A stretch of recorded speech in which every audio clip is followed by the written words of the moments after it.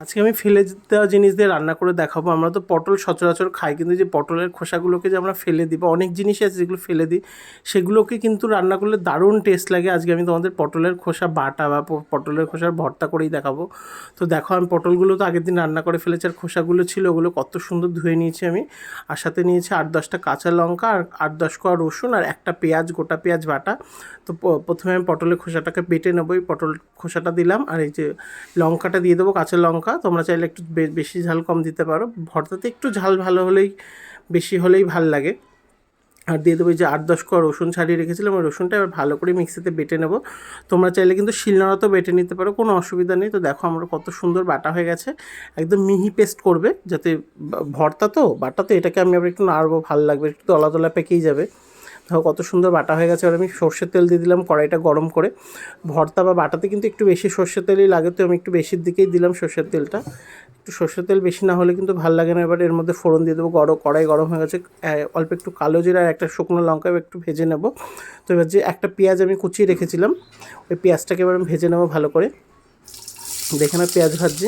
এবার পেঁয়াজটাকে একটু হালকা করে ভেজে নেবে, ব্রাউনিশ কালার আসা পর্যন্ত। পেঁয়াজটা ভাজা হয়ে যাবে যখন, তো দেখো আমার পেঁয়াজটা কিন্তু প্রায় ভাজা হয়ে এসছে। এবার আমি যে মশলাটা বেটে রেখেছিলাম সেটাকে দেবো। দেখেছো আমার পেঁয়াজটা কিন্তু প্রায় ভাজা হয়ে গেছে। এবার দেখো আমি যে মিক্সিতে যে পটলের খোসাটাকে বেটে রেখেছিলাম ওটাকেই দেবো।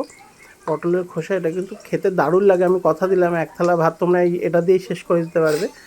তো এবার আমি পুরো পটল বাটাটাকে ঢেলে দেবো ওই তেলের মধ্যে। দেখো একটু তেল কিন্তু একটু বেশি দিয়েছি। তো এবার এটাকে একটু হালকা হালকা করে ভেজে নেবে। দেখেছো আমি আস্তে আস্তে ভাজছি, গ্যাসটা কিন্তু কমিয়ে ভাজবে, নাহলে কিন্তু পোড়া লেগে যাওয়ার ভয় থাকবে। তো এবার এর মধ্যে দিয়ে দেবো নুন, হলুদ, চিনি, যেগুলো প্রয়োজনীয় লাগে। তো আমি এখানে পরিমাণ মতো হলুদ দিয়ে দিয়েছি, 1 চামচের থেকে একটু কম, ছোটো চামচের। আর দেবো লবণ, পরিমাণ মতো তোমরা লবণ দেবে, যে যেমন লবণ খাও দেবে।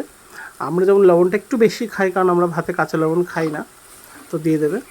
এবার এর মধ্যে একটা টুইস্ট আর একটা জিনিস দেবো, তো দেখো কী দিচ্ছি তোমরা। আমাদের ঘরে না চিংড়ি মাছ ছিল, অল্প চিংড়ি মাছ, এটা কিন্তু খেতে ভালো লাগে। চিংড়ি মাছ ছাড়াও তোমরা করতে পারো, তো অল্প চিংড়ি মাছ ছিল বলে আমি চিংড়ি মাছটা দিয়ে দিলাম। ছোটো ছোটো করে ছিঁড়ে নিয়েছি চিংড়ি মাছগুলো বা কেটে নিয়েছি। তো আমি এটা টেস্ট বাড়ানোর জন্য আমি চিংড়ি মাছটাকে দিয়েছি, তোমরা কিন্তু নাও দিতে পারো, কোনো অসুবিধা নেই। এটা কিন্তু স্বাদটা আরও দ্বিগুণ হয়ে গেছিলো, এত টেস্ট লাগছিলো। আমরা শুধু এগুলো দিয়েই ভাত খেয়ে নিয়েছি। তো এবার দিয়ে দেবো এর মধ্যে চিনি, অল্প পরিমাণ চিনি দেবো, ভর্তাতে একটু ঝালের পরিমাণটাই ভালো লাগে, অল্প একদম সামান্য চিনি দিয়েছি, তো দেখে নাও। এবার আমার কিন্তু ভর্তাটা হয়ে গেছে, একদম দেখবে দলা পেকে আসবে যখন হয়ে যাবে। তো দেখো আমি বাটিতে নামেও নিয়েছি ভর্তাটা, আর ওপর থেকে একটুখানি আরেকটু সর্ষের তেল দিয়ে নেবে। তো এটাতেই আজকের ভিডিওটা ভালো লাগলে লাইক কমেন্ট শেয়ার করে দিও। টাটা।